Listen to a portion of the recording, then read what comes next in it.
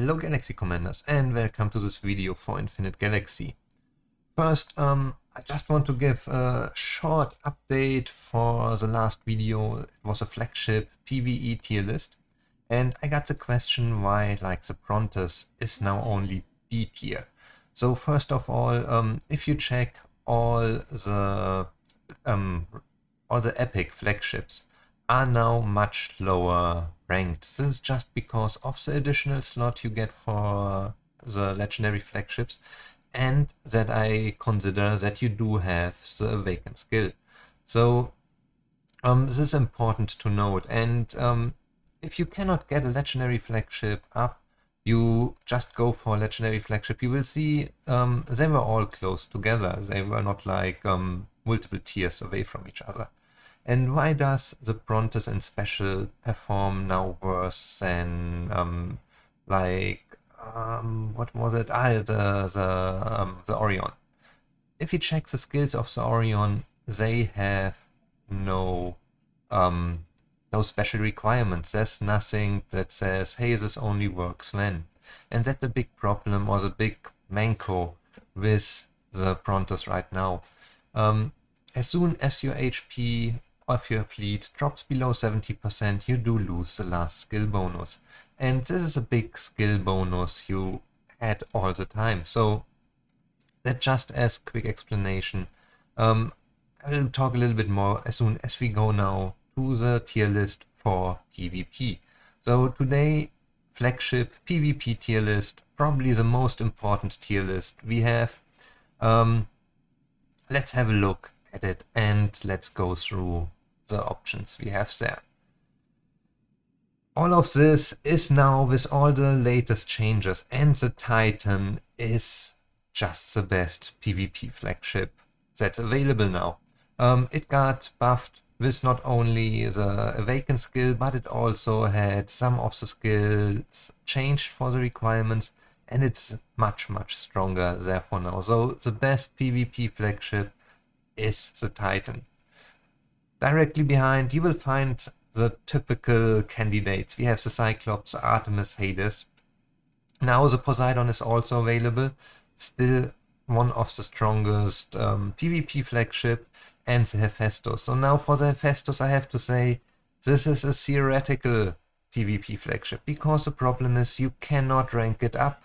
As soon as you bought all your VIP boxes, that's the end. So the Hephaestus, honestly, you would need to take it out, because you can't rank it up to rank 13, while you can rank up the others to rank 13. Next one, we do have the Odysseus. Odysseus is also very interesting because of the reduced losses. And then at rank C you will see the first epic flagships. The Prometheus, comes here, as it has quite a few skills that are only PvE oriented. Orion, Atlas, the first epic flagships coming in here now. So you can already see also for PvE the Orion was rated pretty high. Therefore, going with an Orion as epic flagship is something that works well in PvE and PvE. Atlas as epic flagship compared to the Titan, also a C rank tier flagship. On D we have the Achilles. You lose the skill from the Achilles because it was only for PvE events. Theseus is unfortunately very low in the rank.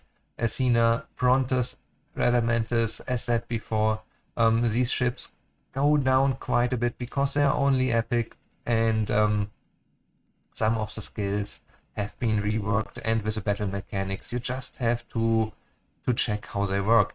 Anyhow, the same thing as for the PvE flagship tier list. These are the best ranking epic flagships, and directly here you have the second best epic ranking flagships. So it's not like that there's a huge gap between these two. Sure, if you compare Titan to an Apollo, there's a huge gap, but if you're a free or low paying player, you will not be able to build up 4 or even 6 or 8 legendary flagships. So you will have to go with at least a few epic choices. And For these choices, I can only recommend you to go with something that works for both PvE and PvE. We just said we're talking about someone who is not a whale and who cannot build up as many flagships as they want. So taking an Orion will work for both PvE and PvE. Brontes, Radamantis will work for both PvP and PvE. And they are very good flagships, epic flagships in these situations. Hercules, Nemesis, Jason, Peleus, Argo, they drop down pretty low. So I will make another quick overview, or just let's say I will make another video about what flagships I will recommend for low-paying players to focus on. This will be based on how easy it is to rank up these flagships. So where can I get blueprints? Can I buy the blueprints for Federation credits? Are they available in events, and so on and so on? And just going through some of this. As you know, I went, or you probably know, I went for a combination of the Prometheus just because it is a top flagship still for PvE events. Let's sort them by level, it's easier to see. So I do have the Prometheus. I did go for the Cyclops as legendary flagship where I can buy blueprints for with advanced Federation credits.